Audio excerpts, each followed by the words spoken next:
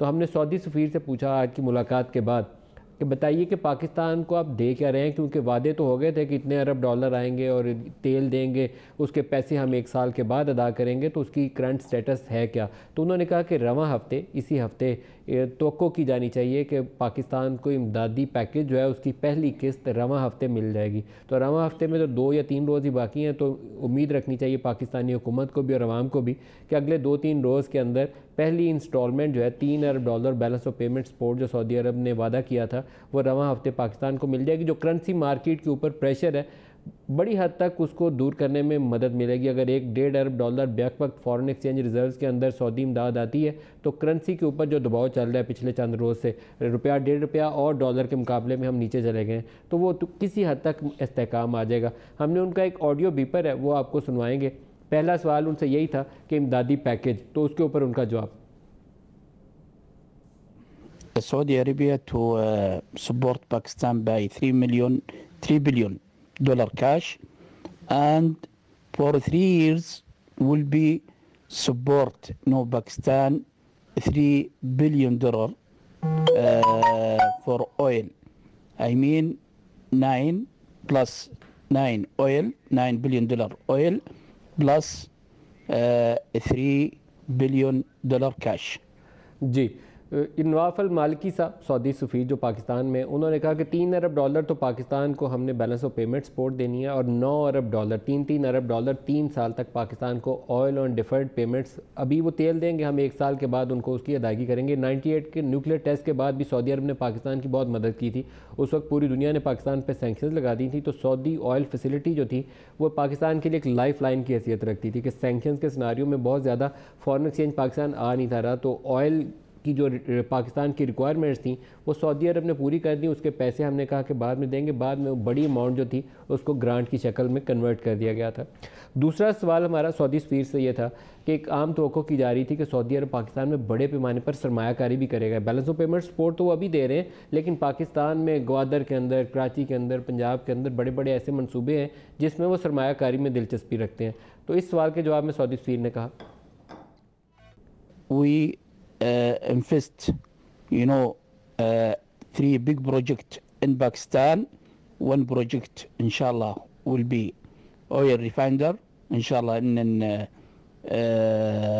Gawadir, and this costs maybe from $6 to $8 billion. Another project will be electric power in the Punjab. Other project inshallah will be one place in the Balochistan named Rekodik, this one for copper and gold. Until now this the project inshallah, and we look inshallah also for Sabic company inshallah, but this under process inshallah. Sabic company will be look for big area nearest Karachi inshallah, for built petrochemical industry inshallah. जी, ये Nawaf अल मालिकी साहब की गुफ्तगू है। पहले हिस्से को पाकिस्तान ने ज़्यादा सेलिब्रेट किया है कि $3 अरब हमें बैलेंस ऑफ पेमेंट सपोर्ट मिल रही है और ऑयल ऑन डिफर्ड पेमेंट मिल रहा है, लेकिन ये दूसरा हिस्सा उससे ज़्यादा खबरियत के हवाले से पाकिस्तानी अवाम के लिए और पाकिस्तान की इकॉनमी के लिए दिलचस्पी का बायस होगा जब ये मटीरियलाइज़ हो जाए। 3 उन्होंने बड़े शोबे गिनवाए हैं जिसमें सऊदी सरमायाकारी, वो कह रहे हैं कि हम सऊदी आएँगे और पाकिस्तान में सरमायाकारी करेंगे। सबसे बड़ा जो एक सिंगल प्रोजेक्ट जिसमें सरमायाकारी आएगी वो एक ऑयल रिफाइनरी का मनसूबा है, जिसमें वो कह रहे हैं कि 6 से 8 अरब डॉलर मजमूई उसकी लागत होगी। ये फॉरेन डायरेक्ट इन्वेस्टमेंट है, ये लोन नहीं है। सऊदीज़ आएंगे और यहाँ ऑयल रिफाइनरी सेटअप करेंगे और ये ग्वादर मोस्ट लाइकली डेस्टिनेशन हो सकती है इसकी। इसके अलावा भी कोई मुख्तलिफ लोकेशन थी जो सऊदी टीम ने विज़िट की थी, लेकिन ये 6 से 8 अरब डॉलर की सरमायाकारी है ऑयल रिफाइनरी के अंदर और सऊदीज़ इसमें बराह रास्त सरमायाकारी करेंगे। दूसरा मनसूबा उन्होंने गिनवाया रेकोडिक का।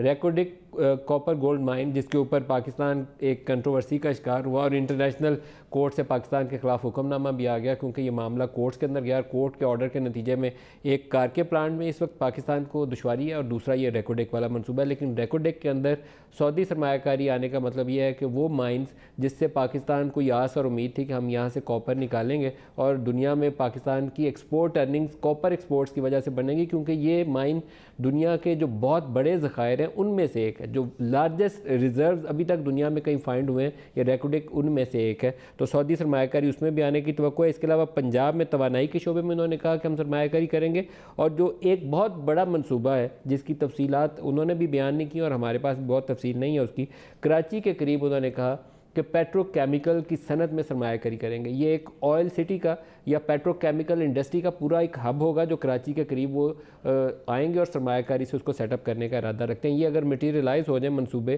तो ये multi billion dollar investment plan है, 25-30 अरब डॉलर तक का प्लान है। अगर मटीरियलाइज हो जाए तो पाकिस्तान में जॉब अपॉर्चुनिटीज़ के हवाले से भी और इंपोर्ट सब्सिट्यूशन और एक्सपोर्ट्स की बुनियाद तीनों चीज़ें इस सरमायाकारी के नतीजे में पाकिस्तान को मैसर आ जाती हैं।